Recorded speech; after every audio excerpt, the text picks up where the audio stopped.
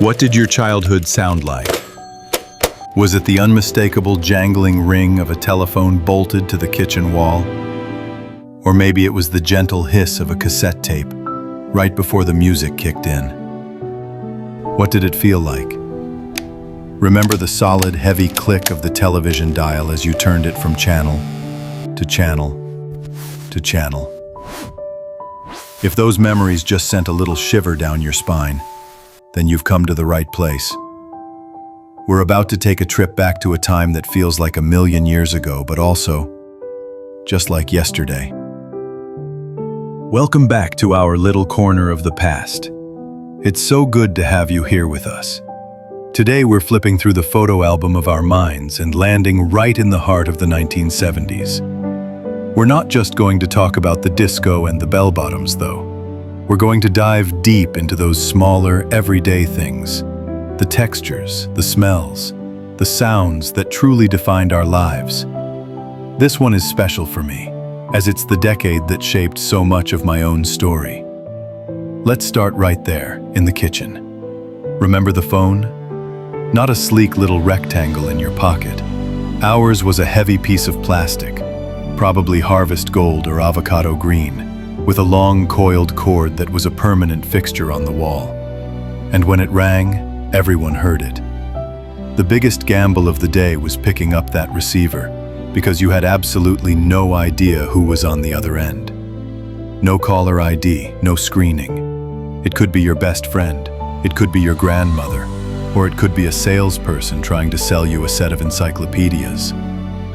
We had to answer it to find out. And if the call was for you, that began the great ritual of stretching that cord as far as it would possibly go. Around the corner, into the pantry, trying to get just 1 ounce of privacy. We'd get tangled in it, wrapped around our legs, perpetually tethered. Today we can text, we can screen calls, we can walk anywhere. But there was something about that shared line. It was the central hub of the family. And that phone was usually right next to the other center of the home, the television. Can you even imagine trying to explain our television experience to a kid today? We didn't have streaming. We didn't have 1,000 options. We had 3, maybe 4 if the antenna was feeling cooperative and you counted public broadcasting. Channel 2, Channel 4, Channel 7. That was the universe. And there was no remote. We were the remote, remember? Dad would be in his chair. Hey, can you go turn it to 7? And you'd have to get up, walk across the shag carpet, and put your hand on that solid dial. That satisfying click, click, click. We didn't binge watch, we waited. We structured our entire week around the TV guide. You had to be on the couch at 8 p.m. on Tuesday or you missed it, maybe forever. There was no on-demand.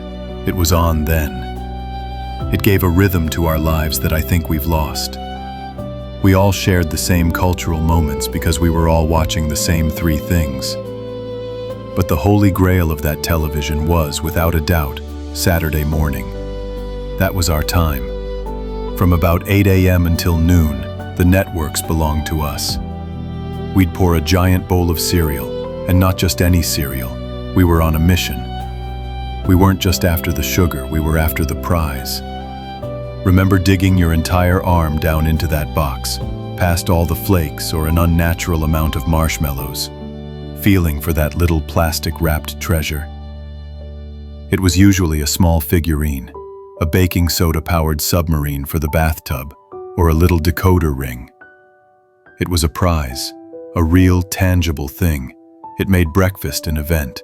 Today you get a QR code on the box to play a web game.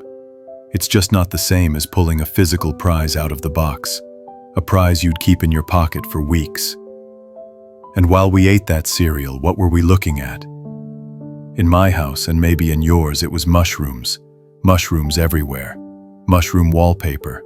Mushroom-shaped canisters for the flour and sugar. Curtains with mushrooms on them. I don't know who decided that a fungus was the peak of interior design, but for a solid 5 years our kitchens looked like a little forest floor. It was all part of that earthy aesthetic, The avocado green, the harvest gold, and the burnt orange. Our homes, they had a vibe. When we weren't in front of the TV, we were plugged into our music, and we had to work for it. Making a mixtape, that wasn't a playlist. That was an art form. It was a declaration of love, or the soundtrack to your summer. It required patience. You'd sit by the radio, cassette player ready, fingers hovering over those two buttons. Play and record. You'd wait for hours for your song to come on, and then the DJ would start talking over the intro. You'd get that sinking feeling, but you recorded it anyway. That was just part of the charm. And the tapes themselves, they were so fragile. Remember that horrible feeling of your favorite tape getting tangled in the player? You'd pull out this long, crinkled ribbon of tape, and then you'd spend the next 10 minutes, patiently, carefully, winding it back in with the end of a pencil or your pinky finger. Today, we can make a playlist of 500 songs in 10 minutes. It's effortless, but I'm not sure we love those playlists the same way. We bled for those mixtapes. Every song was a trophy. And where did we get the inspiration for those tapes? The record store. This wasn't just a place to buy music. It was our social club. It was the mall before the mall. We'd go there with friends and just hang out. We'd spend an hour flipping through the vinyl, feeling the cardboard sleeves, studying the artwork. The smell of new vinyl and cardboard. It's unforgettable. You could even listen to an album in a booth before you bought it. The employees were true enthusiasts. They'd recommend hidden gems. You'd strike up a conversation with a stranger who was looking at the same Pink Floyd album. It was a community. Today, an algorithm tells us what to listen to next. It's efficient, sure, but it doesn't have a soul. It doesn't have that shared discovery. We weren't just listening to the part, we were looking the part too. The 1970s, man, that was a look. There was a certain swagger. It was an era of serious grooming. We're talking big, bushy sideburns. We're talking manly mustaches. And the hair had volume. And there was that distinct aroma. Every dad, every uncle had that one bottle of aftershave. Aqua Velva, maybe Brut, that you could smell from a room away. And the clothes? The shirts were bold, and they were open. It was perfectly normal to have a couple of extra buttons undone. To show off. Well, to show off a lot of chest hair, maybe a gold chain. It was a macho, confident look that, well, let's just say it was of its time. And for us ladies, we had our own signature products. Remember Sun In? We were all chasing those perfect sun-kissed highlights. We'd spray that stuff, which smelled vaguely of lemon and chemicals, all over our hair, and then go lay out in the backyard for hours, hoping to look like a California surfer. Sometimes it worked, and sometimes our hair just turned a very distinct shade of orange. And the signature scent of the decade for every girl? Love's Baby Soft. That unmistakable, sweet, powdery smell. It was in every locker room, every school bathroom. It was the scent of our youth. I'm really not sure that ad campaign would fly today. But at the time, it was everything. But maybe the most iconic piece of 70s fashion, for us as kids, was something nobody else was supposed to see, but that we showed off anyway. I'm talking about Underoos. They weren't just underwear, they were a transformation. You'd put on that matching top and bottom, and suddenly, you weren't just a kid in your living room. You were Superman. You were Wonder Woman. You were Batman. You felt invincible. They were our first, and maybe our best, cosplay. Kids today have incredibly detailed costumes, but we had Underoos. They were our secret identity, worn right under our school clothes. And speaking of school clothes, what was our most important accessory? The metal lunchbox. This was our billboard. It showed the world what you loved, whether it was the $6 Million Man, Holly Hobbie, or maybe the Bee Gees. And every one of them came with a matching thermos. But let's be honest about them. They were metal. The first time you dropped it, it got a huge ding. And by the second week of school, that ding was already starting to rust. And the smell. Remember opening your lunchbox at noon? It was this unique aroma of a warm bologna sandwich, the faint scent of the apple you didn't eat yesterday, and just a hint of metal. Kids today, with their insulated bags and their ice packs, they will never know that specific experience.